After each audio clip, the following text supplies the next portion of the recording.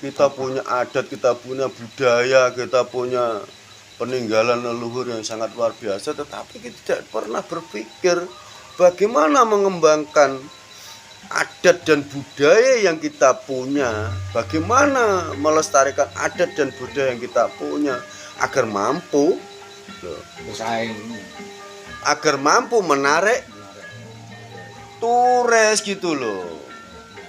Orang Arab kan juga seperti itu. Untuk menarik wisatawan itu adat dan budaya yang dipertahankan. Kayak ojing, Iya. Melayu, tabla. Kita punya wayang diakui UNESCO. Kita punya ketoprak, kita punya tayub, kita punya seni tari dan lain sebagainya yang sangat luar biasa. Itu di dunia nggak ada yang punya seni seperti Indonesia, itu nggak ada. Mau diakui monggo, nggak mau diakui terserah.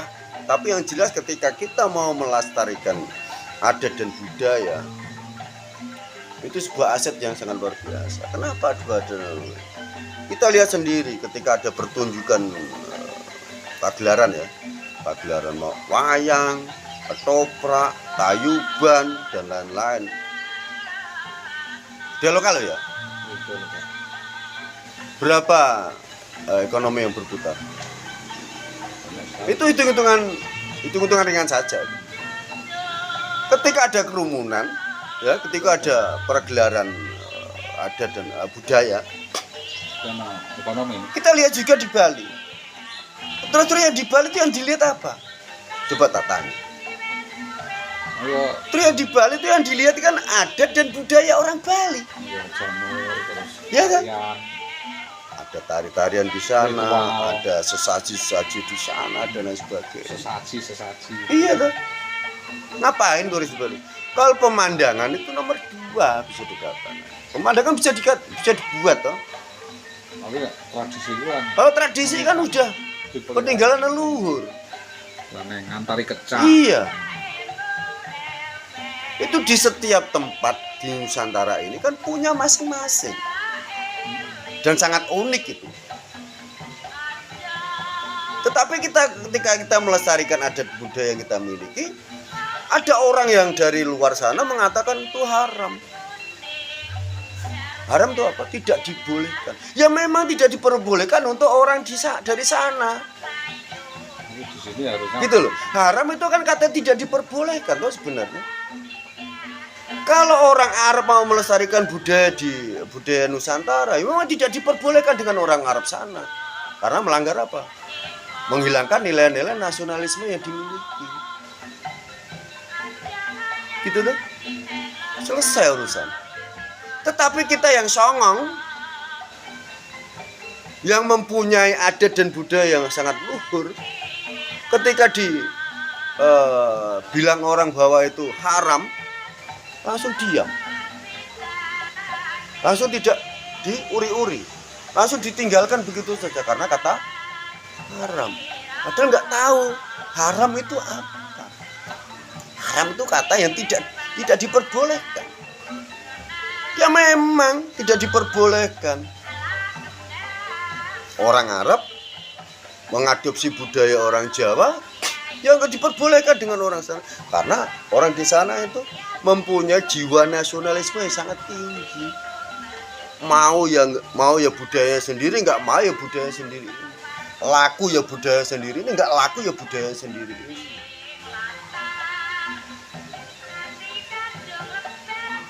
Jati diri bangsa itu adalah adat dan budaya. Kita teknologi tidak mampu kejar, ya toh? Budaya ditinggal. Budaya adat dan budaya ditinggal, kesenian dan tradisi juga ditinggal. Ya toh? Apa yang kita dapat? Itu memang kemauan kapital seperti itu. Biar lo tarik ngisi ojek. Iya. Jadi ketika orang itu mau dibodohkan ya, dan orang itu diberikan sebuah harapan bahwa keadilan yang adil itu nanti ketika kamu menemui ajal. Kalau kamu menemui keadilan di dunia ini nggak bakal terwujud. Ya toh? Dari situlah kebodohan itu diterapkan. Orang saat ini sibuk mencari keadilan di akhirat, meskipun tidak mendapatkan keadilan di dunia. Contoh, kita selalu dipalak oleh negara dengan dalih pajak. Sedangkan kekayaan alam yang kita miliki digarong orang-orang, kita hanya selalu diam. Itu yang dimau mereka. Gitu loh.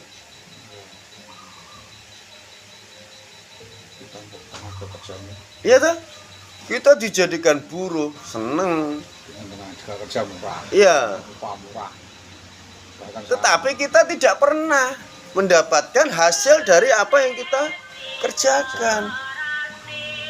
Diberi THR, wah udah gembelengan. Padahal gajiannya itu lomba. Lah ya makanya. Daftar saja oleh 2 juta, 100, 2 juta. Sekarang gini, saya kan udah bilang.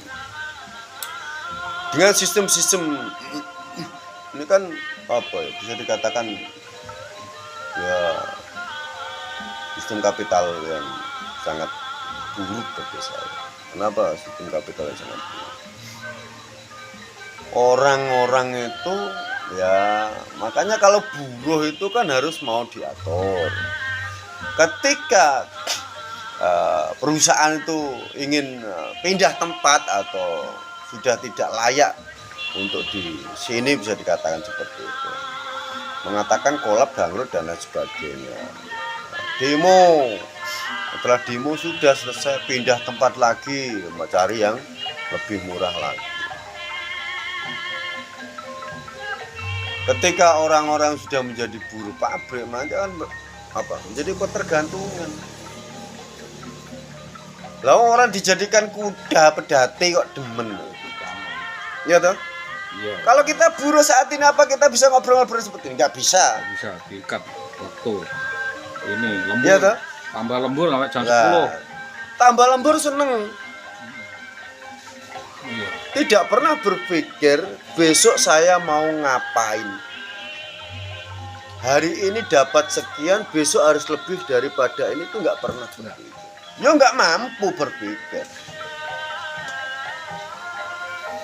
Kalau kamu nggak percaya, kamu lihat kuda yang narik dokar itu loh. Dapatnya. Utuh mulutnya diikat, ya toh? Matanya ditutup kiri kanan. Makannya ya cuma itu. Ya toh? Iya. Ketika ditarik dan dipecut, Jalan. Ya ada kalanya mereka, ya itu tadi demo. Karena kurang makan, bisa dikatakan seperti itu. Selama itu terus-menerus dilakukan, jangan harap ada berdikari dulu. Jadi kita tuh sebenarnya kaya loh. Kita mau menguri-uri adat dan budaya itu saja sudah cukup untuk makan. Bisa dikatakan seperti itu. Iya toh? Budaya ya. Ketika ada pertunjukan, kita ada yang jualan, ada yang pentas, ada yang menyediakan apa dan lain sebagainya. Sistem ekonomi. Iya toh? Iya. Ekonomi berjalan toh? Jalan. Itulah ekonomi kerakyatan. Kalau ekonomi saat ini apa yang dipakai acuan? Kan perputaran uang. Perputaran uang dari bank, bukan perputaran uang dari masyarakat. Bedanya di situ.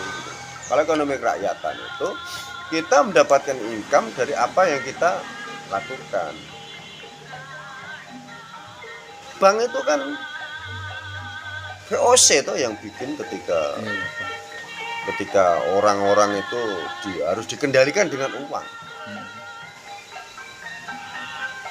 Jadi orang itu ketika dikendalikan dengan uang itu mudah untuk diatur. Ya meskipun saat ini kita sudah bisa ngelak. Hampir semua. Iya, tetapi kan tidak seperti itu, dalam artian